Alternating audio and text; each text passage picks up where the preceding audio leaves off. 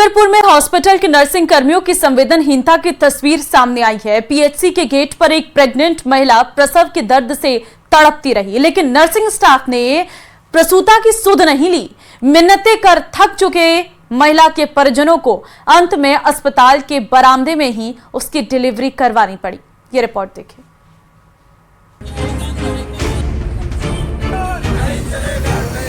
पहले तो प्रसूता के परिजन काफी देर घर पर एम्बुलेंस का इंतजार करते रहे, लेकिन जब काफी देर तक एम्बुलेंस नहीं पहुंची और प्रसव पीड़ा असहनीय हो गई, तो परिजन प्रसूता को निजी वाहन से लेकर पीठ के सरकारी अस्पताल लेकर पहुंचे। प्रसूता प्रसव पीड़ा से तड़प रही थी, लेकिन वहां मौजूद नर्सिंग स्टाफ ने उसकी स्थिति देखे बिना ही उसे सीमलवाड़ा अस्पताल ले जाने की नसीहत दी। परिजनों ने नर्सिंग स्टाफ से मिन्नतें भी की, लेकिन संवेदनहीन नर्सिंग स्टाफ का दिल नहीं पसीजा और देखते ही देखते अस्पताल के पोर्च में ही प्रसव हो गया। इसके बावजूद भी नर्सिंग स्टाफ ने जच्चा बच्चा की सुध नहीं ली। यहाँ तक कि प्रसूता की नाल भी परिजनों को ही काटनी पड़ी। करीब आधे घंटे बाद प्रसूता और नवजात को अस्पताल में भर्ती कराया गया। घटना की जानकारी मिलने पर स्थानीय लोगों ने अस्पताल प्रशासन के खिलाफ प्रदर्शन किया और कार्रवाई की मांग को लेकर धरने पर बैठ गए। सूचना मिलने पर डूंगरपुर सीएमएचओ भी मौके पर पहुंचे और धरना दे रहे लोगों से समझाइश की। सीएमएचओ ने अस्पताल पहुंचकर जच्चा बच्चा के स्वास्थ्य की जानकारी भी ली। जो ये घटनाक्रम हुआ है काफी शर्मनाक है, लेकिन मैं गया हूँ सिलवाड़ा सीएचसी में जाके मैंने जच्चा बच्चा दोनों से देखा है, भाई से बात की है। जच्चा बच्चा स्वस्थ है और यहाँ पर फिलहाल जो ग्रामीणों की मांग को देखते हुए एक बार तो मैंने डॉक्टर को यहाँ से हटा दिया, एपीओ करके मुख्यालय पर लगा दिया। इंक्वायरी टीम बनाई है मैंने, इंक्वायरी टीम की रिपोर्ट आने के बाद कार्रवाई चल रही है। वहीं घटना को लेकर सीएमएचओ ने जांच कमेटी का गठन किया।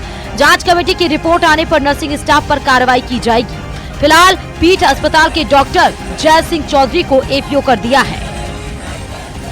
न्यूज़ 18 राजस्थान के लिए डूंगरपुर से जयेश पमार की रिपोर्ट। भरतपुर शहर के ये ऐतिहासिक कुंड सालों से बदहाली की कहानी बयां कर रहे हैं। आखिरकार यूआईटी की नींद टूटी और अब इन प्राचीन कुंडों की सुध ली है, साथ ही जीर्णोद्धार का बीड़ा भी उठाया गया है। ये रिपोर्ट देखिए।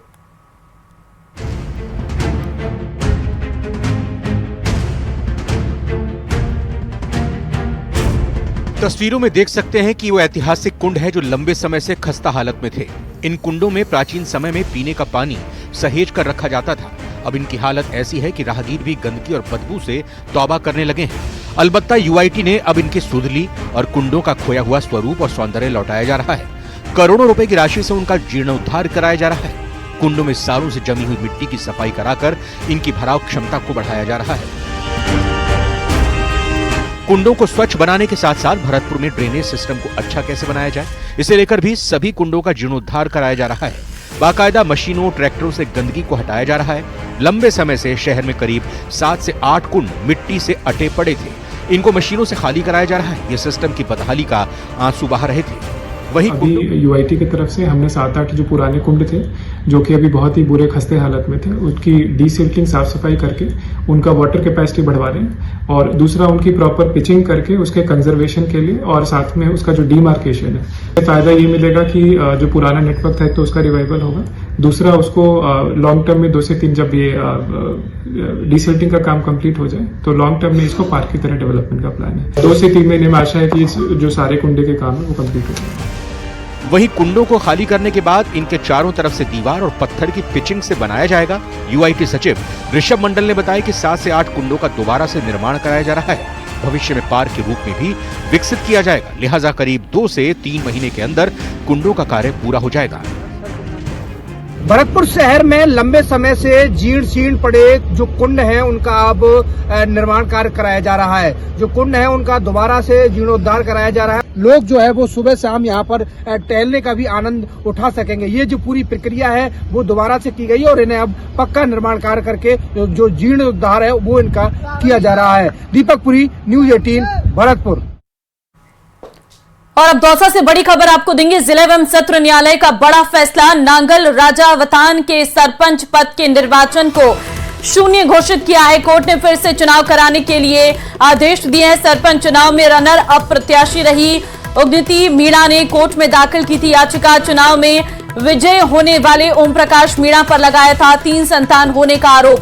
3 अक्टूबर 2020 को हुए चुनाव में ओम प्रकाश को 865 और उन्नति को मिले थे 669 मत। याचिकाकर्ता की ओर से एडवोकेट नरेंद्र तिवारी और जितेंद्र तिवारी ने की थी पैरवी। तो फिलहाल आपको दौसा से खबर दे रहे हैं, जहां पर जिला एवं सत्र न्यायालय का बड़ा फैसला सामने आया है। कोर्ट ने फिर से चुनाव कराने के आदेश जो है वो दे दिए हैं।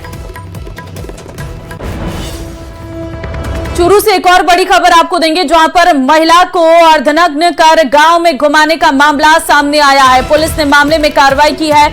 आरोपी ससुर और देवर गिरफ्तार। दोनों पर महिला का अर्धनग्न वीडियो वायरल करने का आरोप है। महिला थाने में सितंबर 2024 को दर्ज हुआ था मुकदमा। बच्चे को लेकर 15 सितंबर को ससुराल गई थी महिला, जहां कपड़े फाड़कर महिला को घर से निकालने का आरोप लगाया गया है। तो आरोपी ससुर और देवर को गिरफ्तार कर लिया गया है। दोनों पर महिला का वीडियो बनाने, अर्धनग्न वीडियो बनाने का आरोप है। महिला थाने में सितंबर 2024 में ये पूरा मुकदमा दर्ज हुआ था। बच्चे को लेकर 15 सितंबर को ससुराल गई थी महिला। दोनों पर महिला के कपड़े फाड़कर घर से निकालने का आरोप लगा है।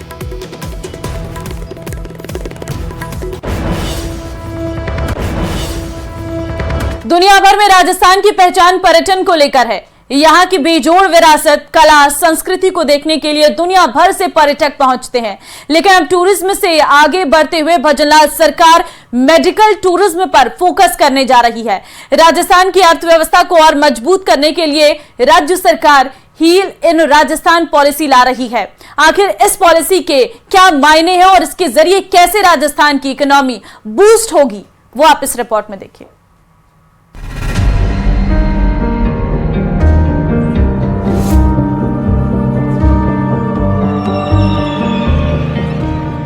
प्रदेश को मेडिकल टूरिज्म का हब बनाने की कवायद। हील इन राजस्थान पॉलिसी लाने की तैयारी।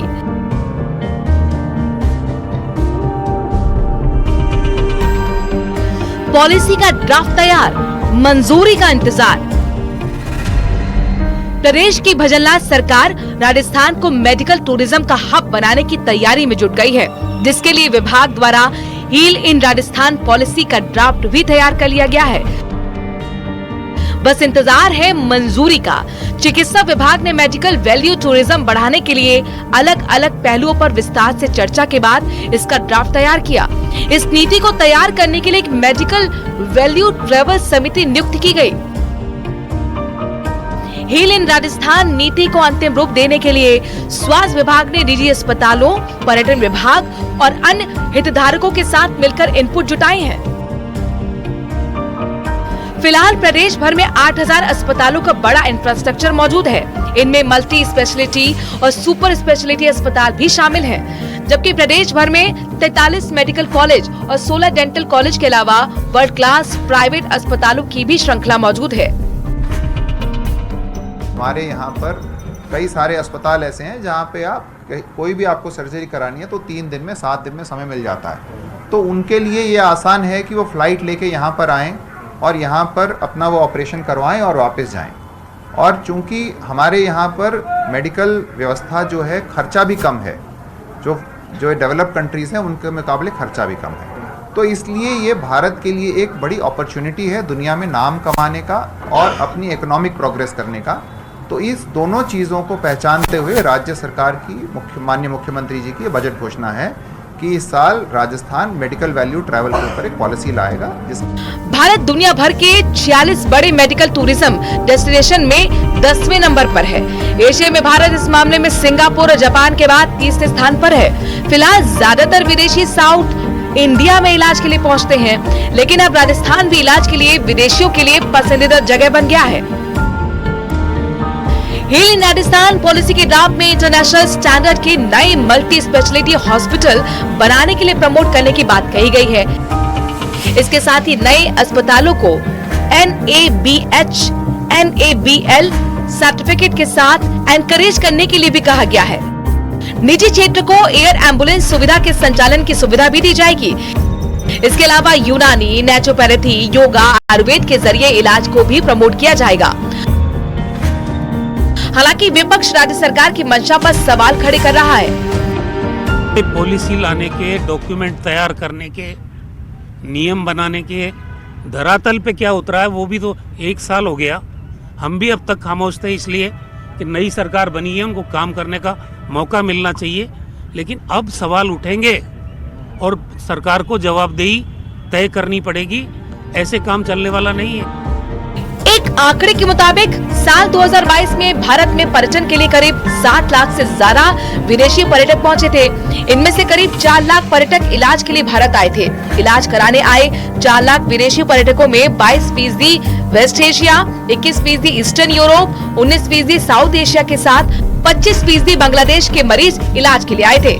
आर्थिक पहलुओं को देखें तो साल 2022 में दुनिया भर में मेडिकल वैल्यू टूरिज्म का मार्केट साइज करीब 115.6 बिलियन $US था। माना जा रहा है कि साल 2030 तक ये बढ़कर $286 बिलियन के होने की संभावना है। यही कारण है कि राजस्थान सरकार मेडिकल टूरिज्म पर विशेष फोकस कर रही है। जयपुर से न्यूज़ 18 के लिए सौरभ गस्ती की रिपोर्ट।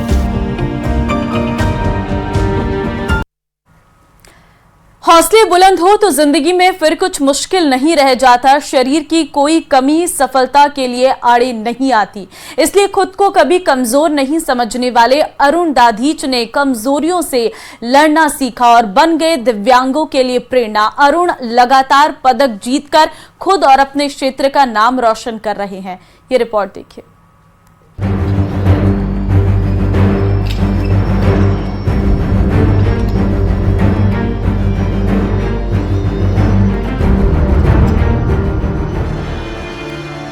चिड़ावा के गिडानिया गांव के अरुण दाधीच के साथ कुदरत ने क्रूर मजाक किया। जन्म के 1 साल बाद पैरों में गंभीर बीमारी दी और दोनों पैरों ने काम करना बंद कर दिया। कुदरत के साथ कुछ लोग भी चिढ़ाते रहते थे, लेकिन अरुण दाधीच की मां कहती थी कि मेहनत कर, एक दिन आगे जरूर बढ़ेगा। इस लक्ष्य को दिव्यांग अरुण ने जीवन में आत्मसात किया और दिव्यांगों के लिए प्रेरणा बन गए। दिव्यांगों के खेलों में धीरे धीरे हिस्सा लेने लगे। शुरुआत में शॉटपुट खेलता था। स्टेट में 11 मीटर दूर तक गोला फेंककर स्वर्ण पदक जीता। साल 2016 से ताइक्वांडो खेलना शुरू किया। पहले जिला स्तर पर स्वर्ण पदक जीता, फिर स्टेट में स्वर्ण पदक जीता। इसके बाद नेशनल प्रतियोगिता स्वर्ण पदक जीतकर जिले का नाम रोशन किया। अरुण ने बताया कि सपना पैरा ओलंपिक में भारत की तरफ से खेल कर पदक जीतने का है। अरुण इन दिनों एशियाई खेलों की तैयारी में जुटे हुए हैं। मैं बचपन में जब 1 साल का था तब मेरे डॉक्टर ने सुई लगाई थी।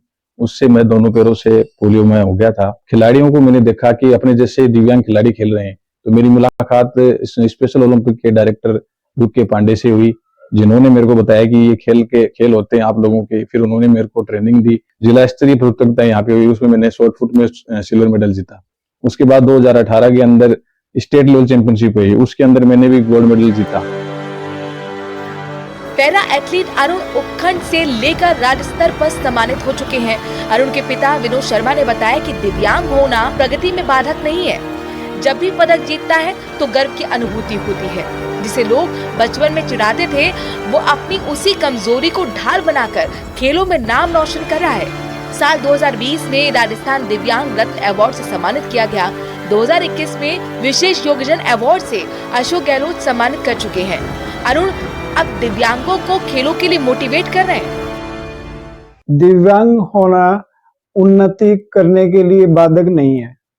मेरे बेटे अरुण ने शुरू से ही हमेशा एक अनोखा काम करके दिखाया, जो साधारण व्यक्ति करते हैं। राष्ट्रीय स्तरीय और आगे ओलंपिक में जाने की भी इसकी प्रबल इच्छा है और काफी पदक ये हासिल कर सका है। और इन खेलों के अंदर पदक हासिल करने के अंदर हमें इतनी हार्दिक खुशी मिलती है। अरुण दाधीच ने अपनी कमजोरी को मात देते हुए अपने हौसलों की बुलंदी से सफलता हासिल की। अरुण क्षेत्र के अन्य विकलांगों के लिए प्रेरणा के स्रोत हैं।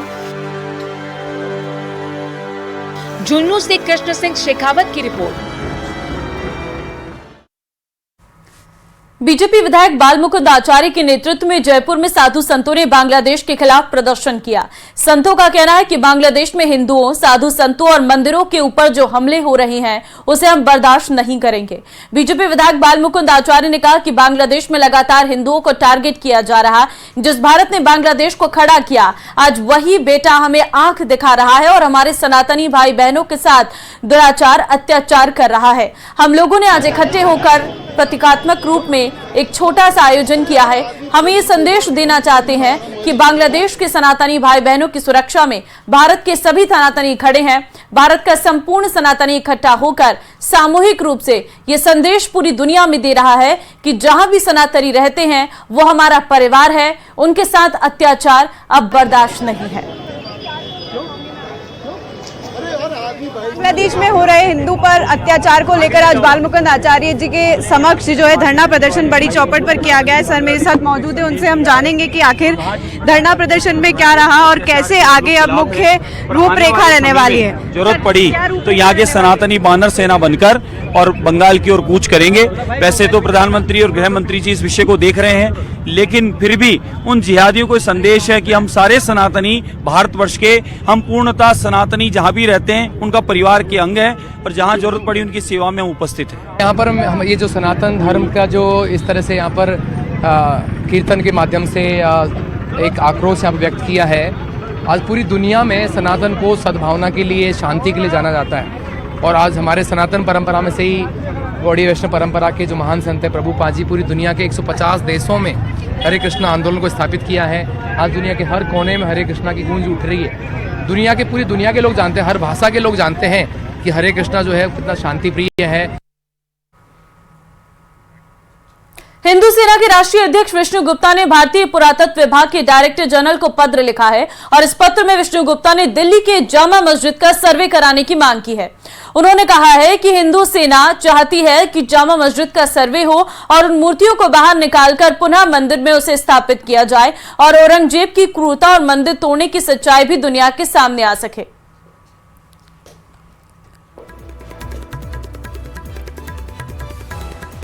आज हिंदू सेना ने भारतीय पुरातत्व विभाग के डायरेक्टर को एक पत्र लिखकर दिल्ली की जामा मस्जिद का सर्वे कराने की मांग की है, क्योंकि दिल्ली की जामा मस्जिद में जो सीढ़ियां हैं उन सीढ़ियों का सर्वे होना चाहिए। उन सीढ़ियों में जोधपुर और उदयपुर के भगवान श्री कृष्ण जी के मंदिर तोड़कर औरंगजेब ने उस सीढ़ियों में मूर्तियों को दाबा है और हम चाहते हैं कि सर्वे हो तो सारी सच्चाई ये सामने आए कि औरंगजेब बहुत क्रूरता से उसने हमारे मंदिर तोड़े। लोग जानते तो हैं कि औरंगजेब ने मंदिर तोड़े, ये बहुत क्रूरता से मंदिर तोड़े।